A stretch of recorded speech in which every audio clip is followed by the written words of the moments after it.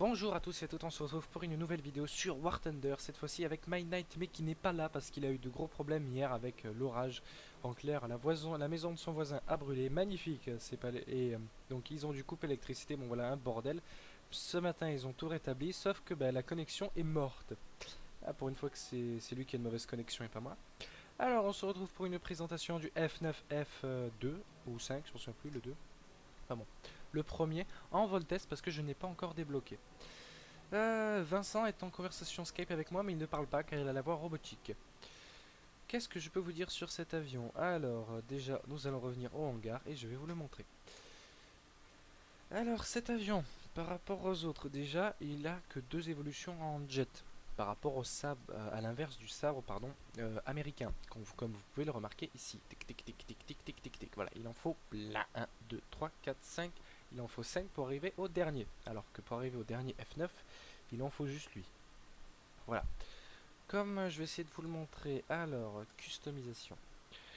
C'est en code de bataille, il est en 7.7. Il demande énormément d'XP pour le débloquer par rapport au F80, qui est au P80A, excusez-moi.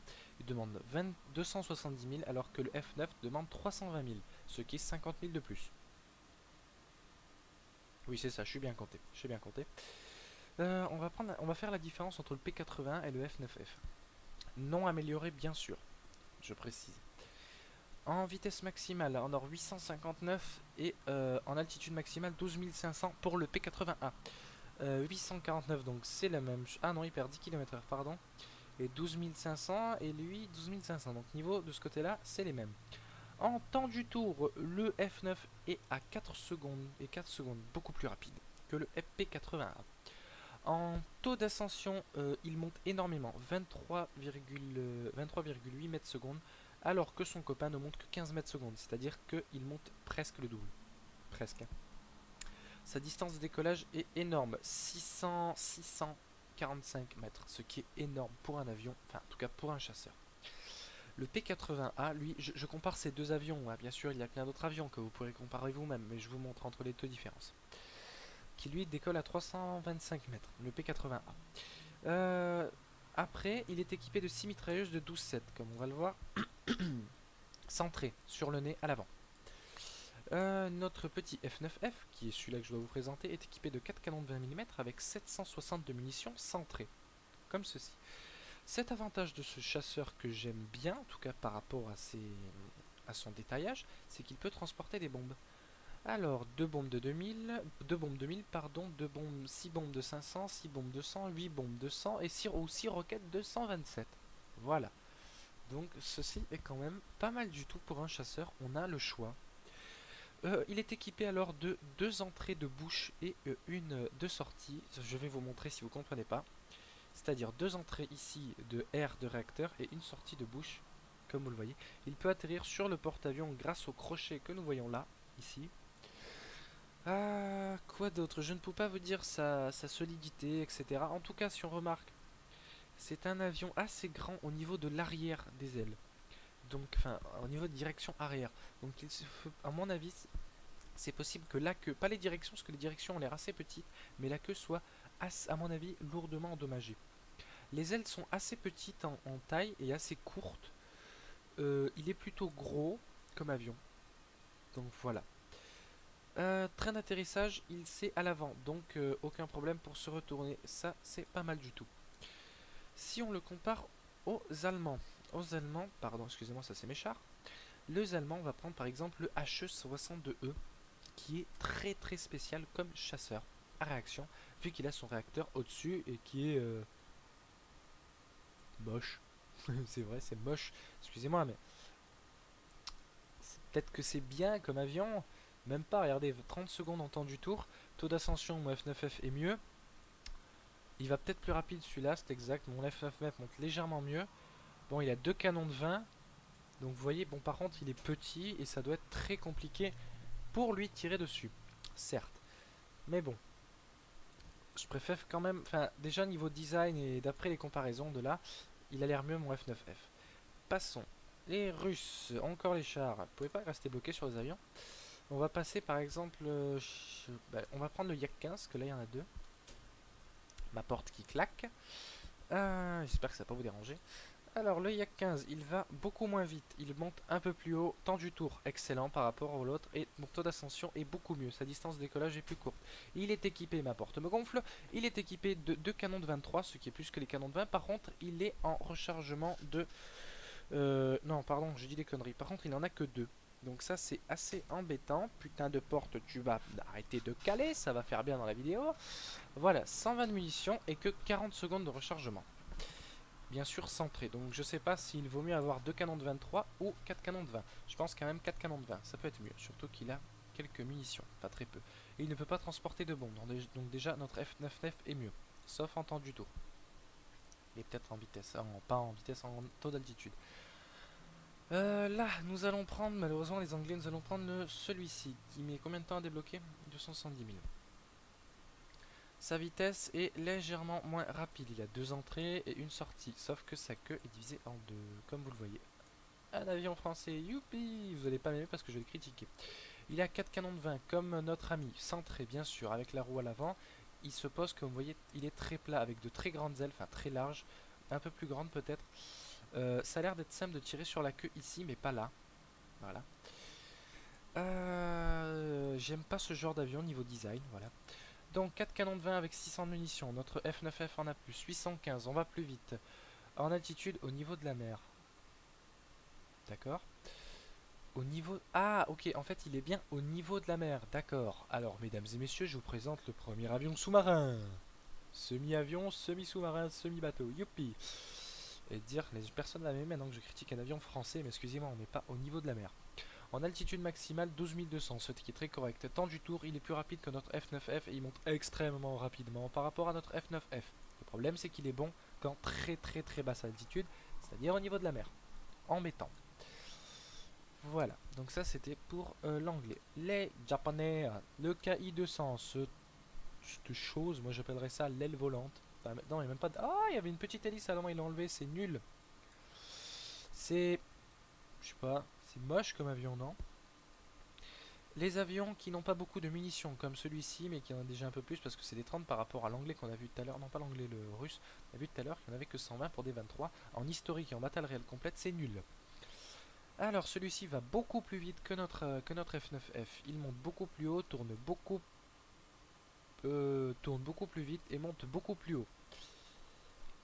Ok, en fait il est mieux quoi, hein. Par contre, à ce que je vois, il n'a pas l'air de pouvoir atterrir, ou je me trompe, ou alors il atterrit avec ça. Je sais pas si c'est mon avis, ouais il peut atterrir avec ça, ce qui est très bizarre.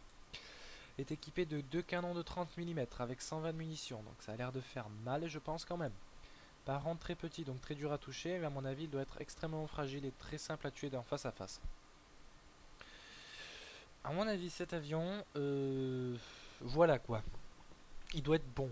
Mais bon, comme il n'y en a qu'un, j'aimerais bien comparer cet avion là, le KI-200, avec notre F9 F5, mais je vais pas le faire, je vais faire le F9 F2 pour le moment. En vol test, voyons voir ce qu'il donne. Alors, je vais quand même mettre arme secondaire. Je vais rien mettre. Comme tous les chasseurs, vous connaissez que s'il a des bombes, ça va le ralentir, etc. Alors, comme vous connaissez, je sais pas, je vais vous montrer tout ça. Alors, ce qui est bien avec cet avion, vous voyez par exemple, sur certaines parties, vous oubliez par exemple de remettre vos volets en mode élevé, c'est-à-dire en mode normal, et vous perdez de la vitesse, ce qui est bien dommage. Et bien là, vous le voyez car c'est en rouge. Par exemple, regardez, hop, j'appuie, ça va se rétracter. Et il y en a aussi à l'arrière, enfin dessous l'avion, ce qui est mieux que sur les ailes. Il a deux trucs au bout de ses ailes, je sais pas ce que c'est. Et je sais pas si ça influence sur l'avion. Je pense que ça doit être des réservoirs externes. Alors, niveau cockpit, son défaut et son atout. Alors, il n'a presque aucun cadre à 3 quarts et demi, sauf devant qu'il a un très gros cadre qui le gêne juste là. Avec un rétroviseur, mais c'est bien dommage parce que c'est flou, donc c'est nul. On voit pas grand chose par rapport à certains qu'on voyait un peu plus, mais là si on descend la tête on voit. C'est quand même mieux fait. J'aime ce design, ma porte me gonfle. J'aime ce design d'avion, c'est vraiment très joli en tout cas. Noir, ça fait vraiment avion de guerre, enfin bon voilà. Par contre en vitesse de décollage je vais vous montrer. Voilà, je suis en web et regardez le temps qu'il met pour démarrer. Voilà. Et là, j'arrête un peu le web pour laisser reposer le moteur. Ma porte m'énerve. Comme vous pouvez le voir, la queue est extrêmement grande, mais les directions sont assez petites, ce qui est bien dommage. Alors, il est très long au démarrage, comme c'était dit dans... mince, comment je dis ça? Dans les statistiques. C'est un avion qui fait beaucoup de bruit, je suis en train de me défoncer les oreilles. Voilà. Donc après qu'il est décollé, je vais le laisser prendre un peu de vitesse. Et je verrai bien. Je verrai bien, je vais vous montrer en même temps que vous. Il prend lentement de la vitesse, lentement de l'altitude pour le moment. Parce que je viens de décoller comme tout avion. Je vais attendre d'arriver à 100 mètres et je vais vous montrer comment le piloter. Enfin, pas comment le piloter, mais vous allez voir comment il est non amélioré, bien sûr. Alors voilà, je suis à 100, un peu plus de 100 mètres. Je vais me stabiliser à cette altitude. Et en vitesse du tour, comme vous le voyez, il est excellent de ce côté-là. En vitesse pour tourner, il est normal, je dirais. On a connu mieux, on a connu pire. En temps du tour, on va le voir maintenant. Regardez bien à la vitesse où il tourne. Voilà. En armement, son taux d'enrayement est énorme. Donc ça, je vous conseille d'améliorer la... Comment on peut appeler ça? La maintenance des armes, à améliorer vraiment. Si on regarde la vitesse, cette porte m'énerve, je vais la défoncer. Si on regarde l'usure des balles, elle s'use assez vite, mais si on tire pas à coup, comme cela, par contre, cela devrait aller. En vision cockpit pour jouer, je vais essayer de vous montrer sans le cracher, car généralement j'aime pas. Plutôt correct, le problème c'est que par exemple, voilà, si vous voulez rester à 154 mètres, vous ne voyez pas ce qu'il y a en dessous, comme beaucoup d'avions, mais on voit déjà, si on remarque, on voit déjà un peu plus que certains, par rapport à ce cockpit légèrement modifié par rapport aux autres. Qu'est-ce que je peux vous montrer d'autre? Alors, en vitesse, il est, comme vous le voyez, excellent. Niveau précision, ce sera bien sûr à améliorer. Donc à améliorer les canonniers. Précision de tir, enfin améliorer le canonnier, précision de tir, etc. La vitesse de rechargement également, bien sûr. Comme vous voyez, il est quand même excellent. C'est un avion comme... Vraiment, c'est l'un des premiers avions en réaction à voir. Malheureusement, j'ai pas pris le bon au départ. J'ai pas fait attention, oui. J'ai pas fait gaffe, je m'en foutais un peu. En taux d'ascension, en web, il monte très vite. En perdant peu d'altitude, c'est un avion en réaction, c'est pour cela. Et même, hop, je veux dire, on vient de grimper à 1500 mètres d'un coup. Et je suis toujours à 300, plus de 300 km/h, ce qui est énorme. J'ai pas envie de vous montrer quelque chose, mais je pense que je vais quand même le faire. Je vais essayer d'atterrir sur le porte-avions et je sens que c'est pas une bonne idée. Parce que je sens que je vais me merder. Mais bon, pour vous montrer, je vais quand même le faire. Comme vous voyez, c'est un avion extrêmement bien aérodynamique parce qu'avec le train d'atterrissage sorti, les volets en mode atterrissage sorti, il gagne quand même de la vitesse. Donc niveau aérodynamisme, par contre, pas de maniabilité quand vous avez sorti tout ça, hein, c'est pas la peine d'y penser. Si vous préférez, quand vous avez éteint le moteur, j'ai remarqué ça, quand vous éteignez le moteur, ce n'est même pas la peine. Il va tomber en dessous de 200 km/h, hein. Généralement il tombera pas à voilà, 180, je vais essayer de... J'ai dit je vais essayer. Ceux qui me mettent un commentaire avec marqué tu es nul, je vais essayer de le faire. C'est l'une des premières fois que j'essaye. Je viens de perdre, c'est vrai, je viens de me ridiculiser devant tout le monde. Ok, bon bah, qu'est-ce que vous voulez que je dise? Je vais recommencer. Et je vais couper jusqu'à que j'y arrive. A tout de suite. Alors, rebonjour, comme je vous l'avais dit, j'ai coupé au montage et j'en ai marre parce que c'est au moins la 56e fois que j'essaye. Oui, j'ai compté 56e fois que j'essaye d'atterrir sur ce porte-avions de... Pourquoi à chaque fois que je dis ce mot, ça s'éteint? Et je vais y arriver, s'il te plaît. Oui, j'y suis arrivé. Sa grand-mère, c'était juste hein, quand même, à quelques mètres et c'était mort. Ça fait du bien d'y arriver. Ça, c'est tip top. Toi, tu es mort. Alors Vincent, si vous ne me verrez plus dans mes vidéos, c'est tout à fait normal. C'est parce que je l'ai tué. Je vais lui arracher tous ses membres et le congeler dans un congélateur. Logique. Je vais peut-être le poisser dans un broyeur avant. Non, c'est peut-être parce qu'il est parti en vacances. Oui, My Knight sera pas là. Tout simplement parce qu'il part en vacances. Et moi aussi, je pars bientôt en vacances. Oui, parce que lui est en vacances depuis des mois et des mois. Il s'en fout, hein. Mais moi, non. Je rêve où mon avion avance tout seul, là. Ah ouais, d'accord, il avance tout seul. Et comme vous voyez, j'ai pas les réacteurs. Bon, on verra où est-ce qu'il va. Donc, je pars bientôt en vacances. Et le 11, exactement, je ne pourrai plus faire de vidéo. Mais je reviens après. J'en ferai certainement. Mais pour le moment, voilà. Donc je vais essayer d'en faire le maximum avant que je parte. Et dès que je serai parti, bah, regardez les autres vidéos, abonnez-vous, partagez-les, etc. Voilà, donc c'était la présentation du F9F. Comme vous le voyez ici, que je vais essayer d'avancer doucement pour vous montrer un petit fake pour le départ. Voilà, alors je vous remercie d'avoir regardé cette vidéo, ça m'a fait vraiment plaisir. Et abonnez-vous, vraiment, dites-moi ce que vous voulez comme prochain avion, ça me fera extrêmement plaisir. Et à LOL.